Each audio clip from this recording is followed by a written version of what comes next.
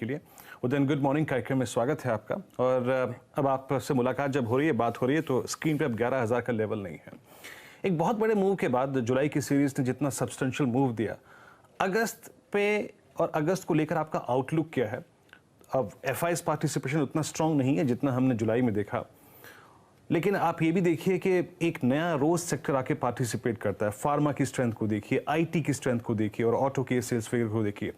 इन सब चीज़ों को देखते हुए आपका आउटलुक इस सीरीज के लिए उदयन है क्या अगस्त के लिए? देखिए, जैसे आपने अभी जिक्र किया, मार्केट में काफ़ी अच्छा सेक्टर रोटेशन और स्टॉक रोटेशन हो रहा है, इसीलिए करेक्शन बहुत शैलो हो चुके हैं। पिछले कुछ हफ्तों का आप परफॉर्मेंस देख लीजिए, जब भी लगता है कि निफ्टी में थोड़ा सा नर्वसनेस आ रहा है एक बहुत बड़ा रैली के बाद, कोई ना कोई सेक्टर आके उसको बचा देता है, क्योंकि वीकनेस हमेशा शुरू होता है बैंक निफ्टी के साथ। इस बार भी वही हुआ है, 11,300 के आसपास से बैंक निफ्टी में वीकनेस आ गया। अभी भी चल रहा है, एचडीएफसी बैंक उसको लीड कर रहा है, लेकिन उसको ऑफसेट करते हुए कभी रिलायंस कर लेता है, कभी आईटी कर लेता है, कभी फार्मास्यूटिकल्स कर लेता है, अभी ऑटो कर रहा है। लेकिन ये सेक्टर रोटेशन और स्टॉक रोटेशन का मतलब ये है कि मार्केट बहुत ज्यादा डीप करेक्शन के लिए अभी तैयार नहीं है, क्योंकि करेक्शन के लिए लीडरशिप तैयार है, वो है बैंक निफ्टी, लेकिन साइड से काफी सेक्टर्स उसको ऑफसेट करके उस करेक्शन को कभी 250-300 पॉइंट से ज्यादा होने नहीं दे रहा है। इस बार भी देखिए 250-300 पॉइंट का करेक्शन निफ्टी में हुआ है 11,000 तक, लेकिन वो लेवल आते ही आसपास से साइड परफॉर्मेंसेस शुरू हो गए और बैंक निफ्टी का लॉसेस को ऑफसेट कर दिए। तो अभी तक मार्केट का स्ट्रेंथ बहुत स्ट्रांग है और हर डिप में लोग दूसरे सेक्टर्स को खरीद रहे हैं और मार्केट का निफ्टी का फॉल को ऑफसेट कर रहे हैं। और जैसे निफ्टी थोड़ा करेक्ट करता है, आप देखते हैं मिड कैप और स्मॉल कैप इंडेक्स का परफॉर्मेंस अच्छा हो जाता है, कि मार्केट स्प्रेड आउट कर जाता है। ये बहुत ही एक बुलिश पैटर्न है। तो 50% रैली के बाद मैं भी कहूंगा कि अगस्त और सितंबर सीरीज में एक कंसोलिडेशन और करेक्शन की बिल्कुल चांसेस हैं, लेकिन स्टॉक एक्शन और प्राइस एक्शन को देख के लग रहा है कि मार्केट वो मूड में अभी तक आए नहीं है जहां पे एक थोड़ा सा डीप करेक्शन उम्मीद किया जाए। अभी भी करेक्शंस देखिए 11,000 के आसपास शायद मार्केट को सपोर्ट मिल जाए। Alright, good morning sir. बहुत बढ़िया आपने टिप्पणी करी और बिल्कुल ऐसा ही देखने को दरअसल मिल रहा है। कुछ ना कुछ आके देखिए बचा लेता है बाजार को और फिर लोग कहते हैं कि अरे ये जो करेक्शन था ये बढ़िया मौका था, क्यों नहीं खरीद लिया। ये बताइए कौन सी स्टोरीज पर आप बुलिश हैं इस समय, जैसे जैसे हम अनलॉक 3.0 की तरफ बढ़ रहे हैं, कौन से सेक्टर्स आपको लगता है आउट परफॉर्म फिर कर सकते हैं, जहां पर ट्रेडर्स के और इन्वेस्टर्स की नजर होनी चाहिए? देखिए, मैं तो हमेशा से बोल रहा हूँ आपको, मेरा वो जो सेक्टर्स है वो है कंजम्पशन, केमिकल्स, फार्मा, टेलीकॉम, ये सारे सेक्टर्स है। लेकिन मुझे लगता है कि कुछ पिटा हुआ सेक्टर्स शायद अभी फोर फ्रंट में आ जाए, क्योंकि देखिए आईटी में बहुत अच्छा रैली हो चुका है पिछले सीरीज में, और इन्फोसिस, टीसीएस वैसे कंपनीज नहीं है जहां पे आप 60% रैली जैसे मिड कैप्स या कुछ फार्मा सेक्टर में देखें।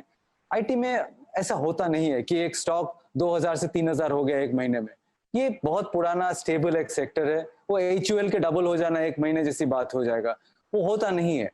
तो अभी आप किसको खेले? केमिकल्स में रैली हो चुका है, फार्मा में रैली ऑलरेडी हो चुका है, रिलायंस 1,000 से 2,000 हो गया, तो ऑलरेडी कुछ सेक्टर्स में लीडरशिप बहुत अच्छा दिखा दिया।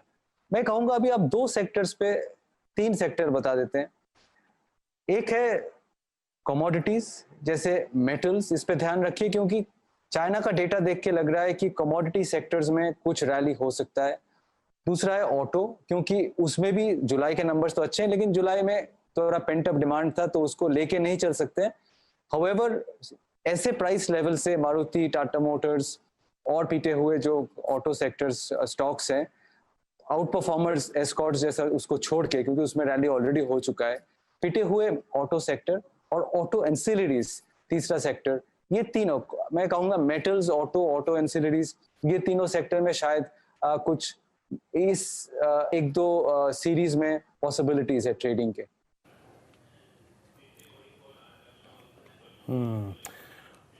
इस बीच जरा प्लीज मार्केट्स को देखिए। मार्केट्स एक बार फिर से अगर आप देखें 11,000 के आसपास स्टेबल होने की कोशिश करते हैं, और निफ्टी बैंक ने गैप डाउन ओपनिंग जिस रेंज में की थी उससे बहुत ज़्यादा अगर आप देखें फिजल आउट नहीं हुआ है। 21,300, 21,250, 21,350 इस ट्रेजेक्ट्री को होल्ड कर रहा है बैंक निफ्टी, याद रखिएगा।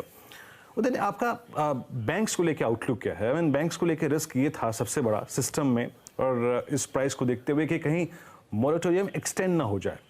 अब बीते शुक्रवार को जिस प्रकार के नंबर्स एसबीआई ने दिए और उनके जो मॉरेटोरियम की ट्रेजेक्ट्री है 9.5%, इस पे आपकी प्रतिक्रिया क्या है? और इसको देख के आपको लगता है क्या कि मॉरेटोरियम एक्सटेंड होगा, वो फियर हमारे सामने रहेगा, और रेट्स में कितने कट्स की पॉसिबिलिटी लग रही है आपको? देखिए, मैं आपका ये क्वेश्चन का एक दूसरे तरह से जवाब देता हूँ, क्योंकि ये सारा फंडामेंटल एनालिसिस एक जगह पे है। दूसरा, एक जगह पे आप प्राइस एक्शन देखेंगे तो आपको साफ नजर आएगा कि ये मार्केट का जो अगला रन चल रहा है, ये करंट रन चल रहा है, इसमें बैंक्स का लीडरशिप नहीं है और होगा भी नहीं। बैंक ने पिछले बुल रन को लीड किया है, इस वाले को लीड नहीं करेंगे।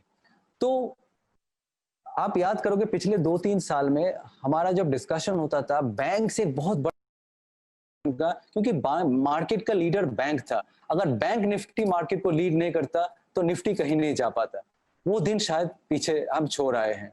अभी बैंक्स उतना इंपॉर्टेंट सेक्टर नहीं है इन्वेस्टर के लिए, और अभी जो नए इन्वेस्टर मार्केट में आ रहा है वो शायद इसको समझते हैं। उनके पोर्टफोलियो में 40% बैंक वेटेज नहीं है, जैसे पिछले बुल रन में था कि हर पोर्टफोलियो में म्यूचुअल फंड देख लीजिए, एफआई देख लीजिए, 35 से 40% बैंक्स होता था, फाइनेंशियल्स होता था। अभी वो माहौल चला गया। अभी एक निवेशक को ये बोलना चाहिए कि फाइनेंशियल्स इतना बड़ा सेक्टर है कि उसमें आप वेटेज जीरो नहीं कर सकते, लेकिन आपको बहुत मोटा वेटेज लेके नहीं भी चलना चाहिए। तो आप 2 बैंक डाल दीजिए अपने पोर्टफोलियो में, क्योंकि बैंक को जीरो नहीं कर सकता है। जैसे कुछ लोग आईटी स्टॉक्स अपने वेट पोर्टफोलियो में रखते नहीं है। पिछले महीने उसको कितना खराब लगा होगा जब आईटी सेक्टर में 20% रैली आ गया। तो हमेशा आपको एक डिवर्सिफाइड पोर्टफोलियो रखना चाहिए और उसमें बैंक की जरूरत है। तो आप चुन लीजिए कौन सा ये 2 बैंक होगा जो आप पोर्टफोलियो में रखेंगे, और बाकी ध्यान आप फाइनेंशियल सेक्टर के बाहर लेके आइए अभी, क्योंकि पैसा अगर बनना है आगे चलते हुए तो ये फाइनेंशियल्स में बहुत ज्यादा, बैंक्स में बहुत ज्यादा बनेगा नहीं। कुछ बैंक्स ठीक ठाक परफॉर्म करेगा, लेकिन बाकी जो सेक्टर्स है उसमें पैसे बनने का चांसेस काफी ज्यादा है। तो और मैं दूसरा कहूंगा कि जो आपके ट्रेडिंग क्लाइंट्स है उनको ऐसे मार्केट में पेयर ट्रेड की अपॉर्चुनिटी देखना चाहिए, क्योंकि जैसे ही निफ्टी में करेक्शन का थोड़ा सा आशंका आ जाता है, एक पेयर ट्रेड कर दीजिए कि आप स्ट्रॉन्ग सेक्टर्स में लॉन्ग जाइए, केमिकल्स पे, फार्मा पे, रिलायंस पे, आईटी पे, जो भी आपका चॉइस है, और काउंटर में आप बैंक निफ्टी पे एक शॉर्ट रखिए। इसमें आपका एब्सोल्यूट रिटर्न ज्यादा होगा। पिछले कुछ वीक फेज में यही मार्केट का एग्जाम्पल और परफॉर्मेंस रहा है।